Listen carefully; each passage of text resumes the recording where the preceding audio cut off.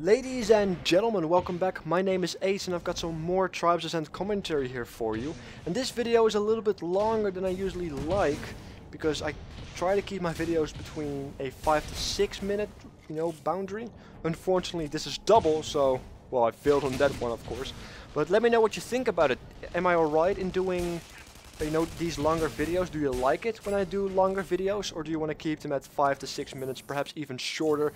What is the general opinion here? Let me know in the comments below, and let's dive right in, because as you can see, I am playing as a raider, and I am going to jump on the bandwagon one last time until things change, of course, as well as I'm going to give a little advice on the SMG, because one of my good friends has problems with the SMG, and I taught him a little trick which actually helped him to aim quite a bit better.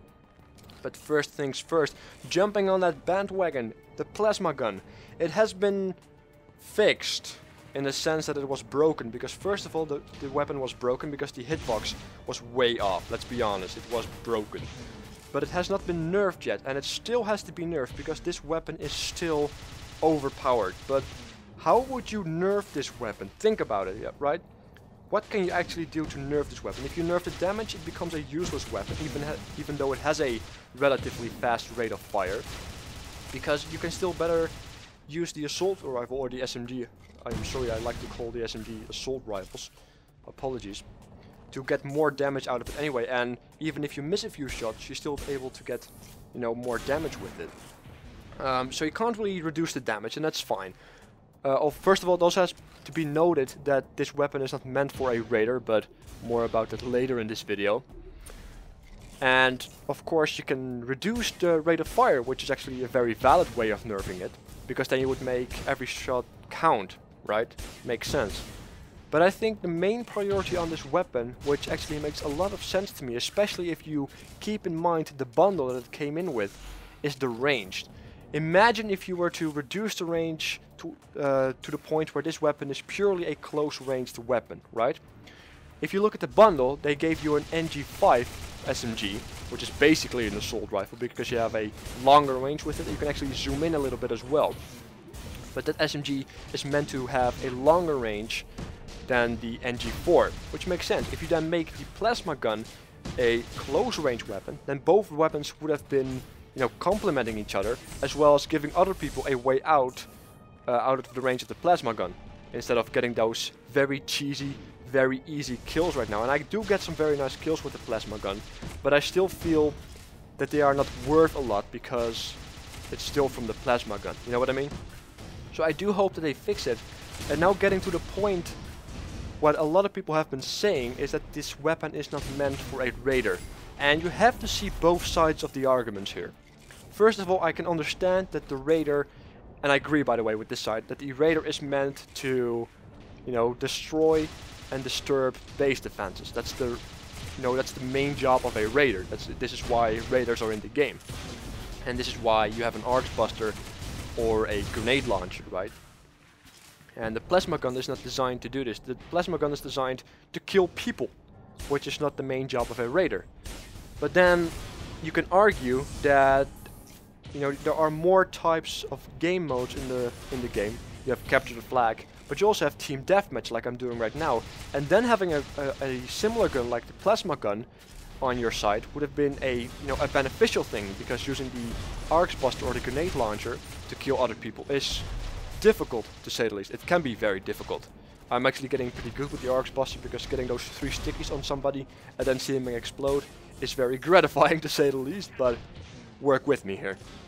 So you can say that it doesn't fit in the role with the raider, but it does give the raider an ability to fight in team deathmatches. So there are two pretty strong arguments on both sides, but either way, even if this weapon was magically transferred to the soldier, and even especially when it is going to the soldier, if it is going ever at all, it has to be nerfed, which is the main priority.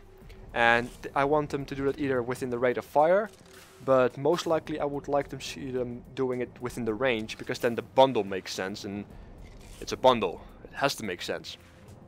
But yeah, that's my thoughts on the plasma gun bandwagon. So I hope you guys agree. Let me know what you think, but I think I pretty much nailed it right there.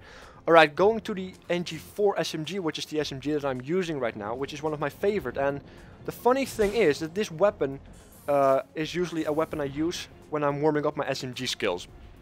Because I love it. Because I was actually trying out the NG5, because I was planning to you know, make a Raider video today. And this is actually my warming up match. But apparently it turned out that this was my best match ever as a Raider in a team deathmatch. So I'm totally fine with that. I'm happy with it, and I was fortunately enough recording at the same time as well. Otherwise this video would not have been here. So that actually makes sense. Yeah, I like to state the obvious. I'm so sorry if that annoys you. But the NG4, as well as any other SMG, there's a very neat trick to it if you want to actually aim properly. Well, first of all, you have to assume that the target is going somewhere because it's still a projectile bullet. But a lot of people, you know, they hold their button down and they track, which is a very good thing. But if they hit the enemy, or if they start missing the enemy, then they still hold the button down and keep tracking, which is something you should not be doing. You have to stop firing, possibly reload depending on how much bullets you have left. I like to reload most of the time because it allows me to unload a full clip if I start hitting him. You basically recalibrate where the enemy is going, where your enemy is, and then you fire again. If you're starting to miss, repeat. Because if you are going to track and you are going to unload a complete clip but you miss all your bullets, you're just wasting bullets, so why do you keep shooting? This makes sense, right? So that's my little trick that I taught my friend, and he was able to get a lot more precise kills and a lot more neater hits off, you know, than before that, because he liked to just keep holding that button down and just spray and pray, I suppose, as that tactic is called. And that's the SMG pretty much. I really like the SMGs. It's my favorite weapon in the game, and I'm very good with it, especially on my Technician.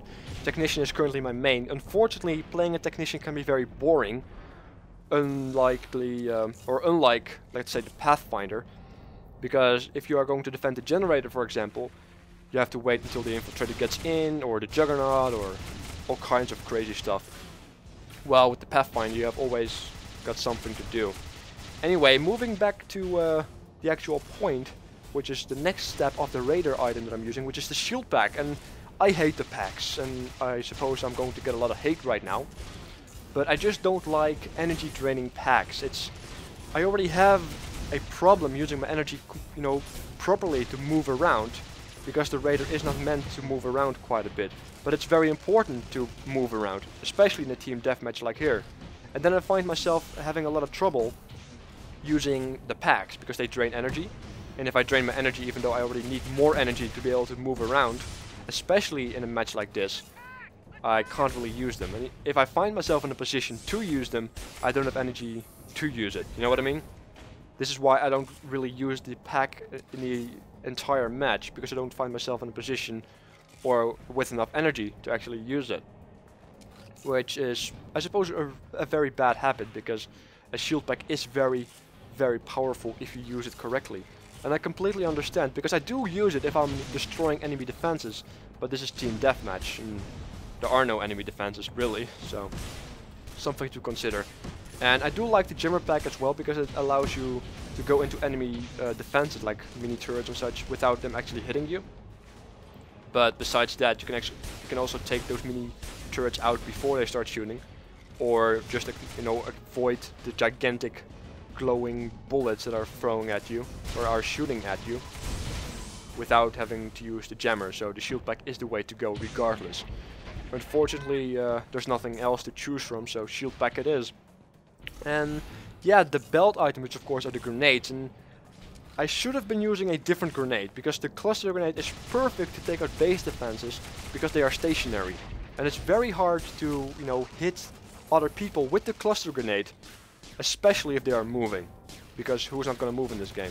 Snipers, but if you're going to attack a sniper, you can really easily just melee him or melee him and call it a day, right? And the cluster grenade is very powerful if you actually hit a person with it, and everything that the cluster grenade has actually hits the person, because it does massive amounts of damage. Unfortunately, the difficulty level of it is very high. I personally prefer to either use the EMP or the whiteout on people, because the whiteout of course allows you to, you know, fight them without them actually seeing you, because they will be blinded. And the EMP basically makes them sitting ducks, and sitting ducks are really easily killed, which I have found out the hard way several times on every single class, which is unfortunate. And I actually get a very nice kill here with the flag, and it's always very neat to not pick up the flag, because people will be going for the flag, which means you can anticipate their movements a lot better, which means killing them becomes a lot easier. And I actually get the unstoppable here, which means I have 20 kills without dying, which means this game is almost getting to an end as well. And if you look at my credits, I almost have 20k credits, and it's very shameful and very embarrassing that I have not used any credits. So I suppose my tunnel vision is still very, very bad, and I apologize for that. But I almost get the Slayer badge as well. I was like at 23 kills, I believe, at the end of this match. So 2 kills off, and it's pretty good, assuming I have not died, of course. Especially when there are so many people around. And this match started off with significantly less people, so every match, every fight was a serious one, which I kinda enjoy. I probably should pick up Arena. I probably should do that. Anyway, this video is about to come to an end. Make sure to subscribe if you haven't. If you want to see more, make sure to comment and request and let me know what you think. I really would like to know.